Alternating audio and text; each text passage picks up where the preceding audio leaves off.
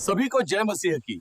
मेरा नाम रेव दिलीप याकोबराव भालेराव और मैं आज आप सभी को कुछ कहना चाहता हूं कि आज हम इस पवित्र चर्च में बैठे हैं। पर क्या आप लोग ये जानते हो कि इस पवित्र और भव्य चर्च को आखिर किसने बनाया है और कब बनाया गया था? इस भव्य चर्च की आखिर शुरुआत कैसे हुई?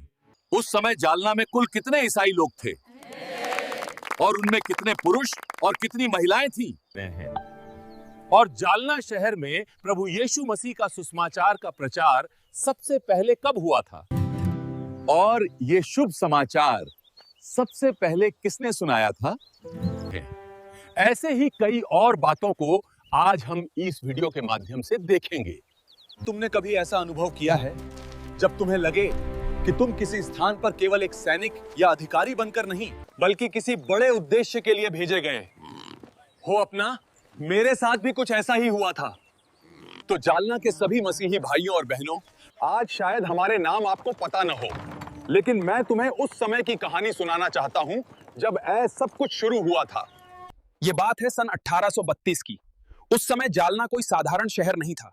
ये अंग्रेजी सेना का एक महत्वपूर्ण सैन्य शिविर था और ब्रिटिश सरकार ने हमें यहाँ अधिकारी के रूप में नियुक्त कर भेजा था। हम अपने कर्तव्यों का पालन करने के लिए यहाँ आए थे, लेकिन जैसे ही हमने इस भूमि पर कदम रखा, हमारे भीतर एक अजीब सी बेचैनी उत्पन्न होने लगी। ऐसा लगने लगा मानो इस शहर में कुछ बहुत महत्वपूर्ण चीज अभी तक नहीं पहुंची है, कुछ अधूरा है। धीरे धीरे हमें समझ में आया कि वो अधूरापन क्या था।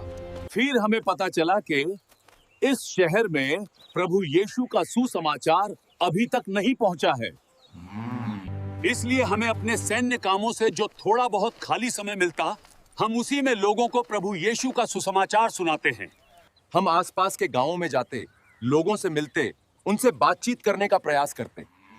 हमारे मन में एक ही इच्छा थी, किसी प्रकार प्रभु का संदेश लोगों तक पहुंचे। लेकिन जल्द ही हमें एक बड़ी बाधा का सामना करना पड़ा, भाषा। हम जो कहना चाहते थे वो लोगों तक सही रूप में पहुंच ही नहीं पाता था।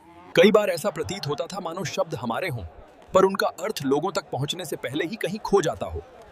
हमने अनेक प्रयास किए, कई बार असफलता भी नहीं मिली। कई क्षण ऐसे भी आए जब निराशा ने हमें घेर लिया, पर हमारा विश्वास कभी नहीं डगमगाया।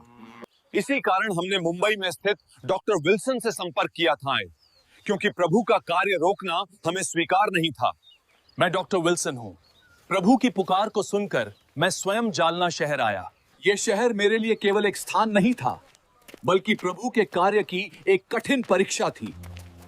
इसलिए भरे बाजार में खड़े होकर मैंने प्रभु यीशु की सुवार्ता सुनानी शुरू की। मेरा उद्देश्य स्पष्ट था, लोगों तक प्रेम, आशा और सत्य का संदेश पहुंचाना।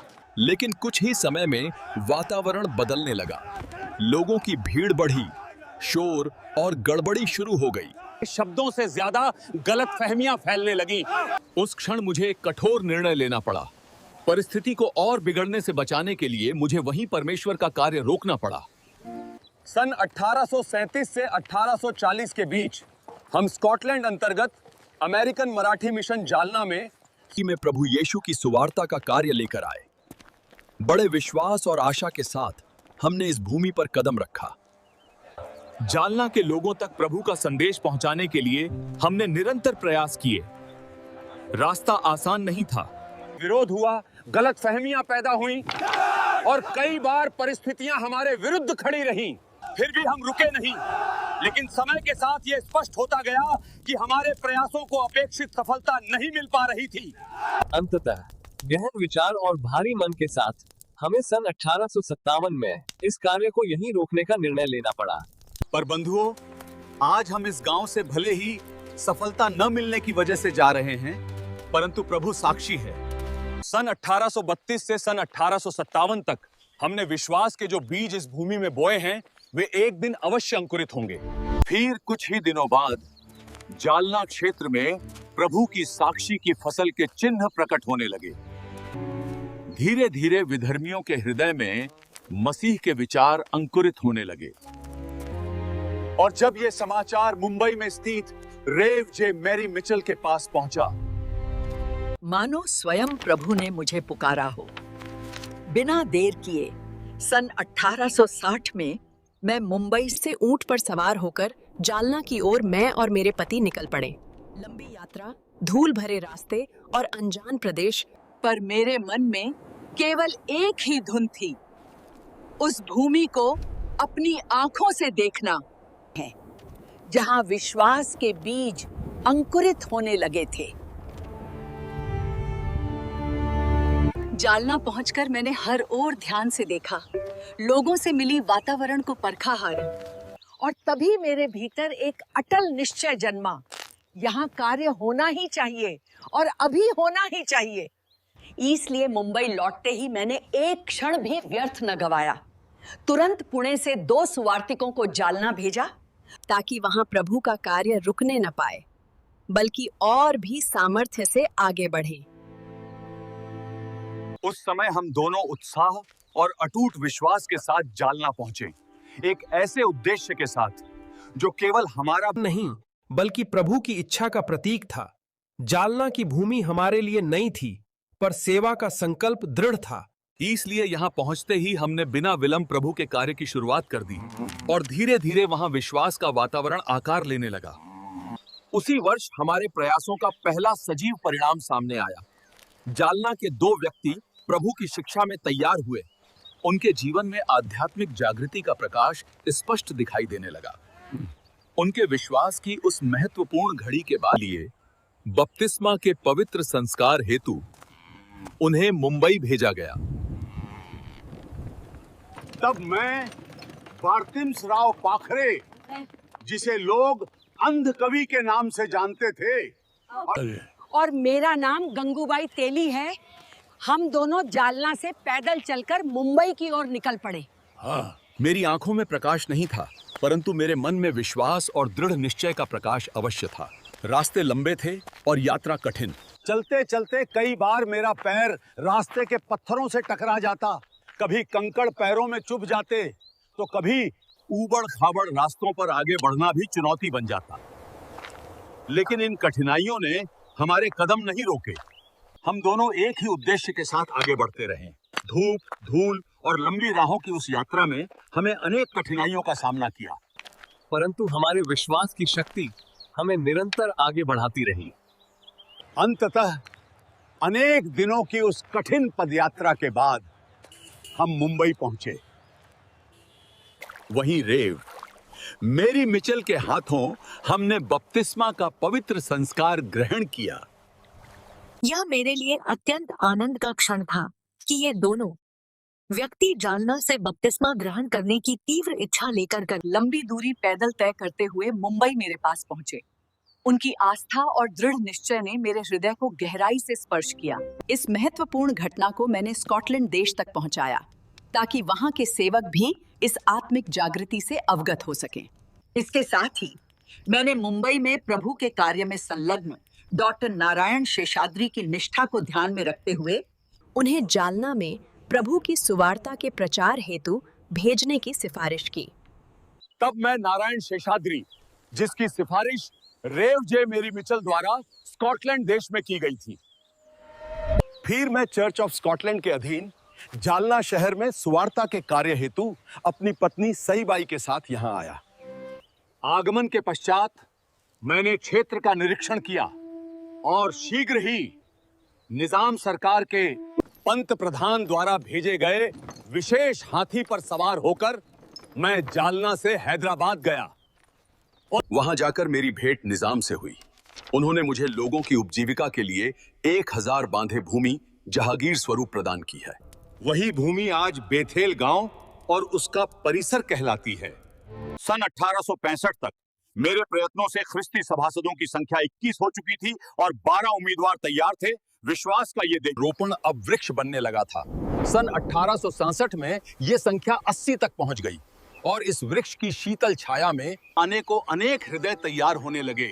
खेड़िया पाड़ों से, हरिजन बस्तियों से, देशमुख पाटिलों के वाड़ों से और यात्राओं व कठिन परिस्थितियों के बीच से आगे चलकर मैं रेवों गणपतराव रघुनाथ नवलकर के साथ ख्रिस्त की साक्षी देता रहा।